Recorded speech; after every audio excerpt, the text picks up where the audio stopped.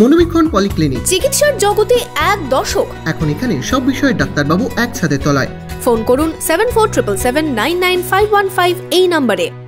ছাত্র সংগঠনের পর এবার আরজিকর কাণ্ডের বিচার চেয়ে মহিলা সংগঠনকে পথে নামালো Trinamool.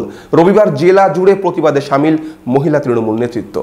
Laptop, desktop, CCTV, printer, AC, HP, Dell, Canon, CP plus, Hikvision ইত্যাদির অথরাইজড ডিলার টেলটা কম্পিউটার, খাগড়া, বহরমপুর। আমাদের এইচপি শোরুম এখন রানীবাগানেও। আরজিকর কাণ্ডে দোষীদের ফাঁসি এবং ধর্ষণকারীদের 50 দিনের মধ্যে চিহ্নিত করে ফাঁসির ব্যবস্থা করার আইনের দাবিতে পথে নেমেছে তৃণমূল।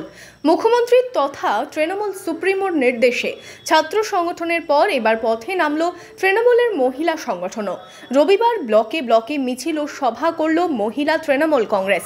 এদিন বিকেলে হরিহরপাড়ায় ব্লক মহিলা তৃণমূলের পক্ষ থেকে প্রতিবাদ মিছিলের আয়োজন করা হয়। আমরা চাই যে অবিলম্বে দোষীদের ধরে তাদেরকে দৃষ্টান্তমূলক শাস্তি দেওয়া হোক এবং তার যেন ফাঁসি হয়, আর কোনো মহিলা যেন কোনোদিন অসুরক্ষিত ভাবে যেন না থাকে, সেই জন্য আমরা আজ পথে নেমেছি।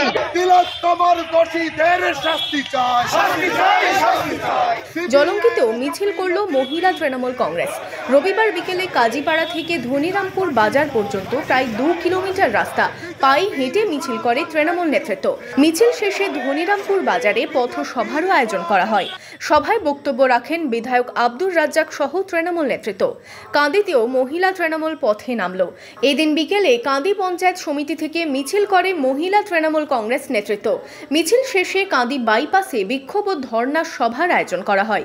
সভায় উপস্থিত ছিলেন বহরমপুর মুর্শিদাবাদ সাংগঠনিক জেলা তৃণমূল সভাপতি অপূর্ব সরকার, কাঁদির চেয়ারম্যান জয়দেব ঘটক, পঞ্চায়েত সমিতির সভাপতি পার্থপ্রতিম সরকার সহ মহিলা তৃণমূল কংগ্রেস নেতৃত্ব।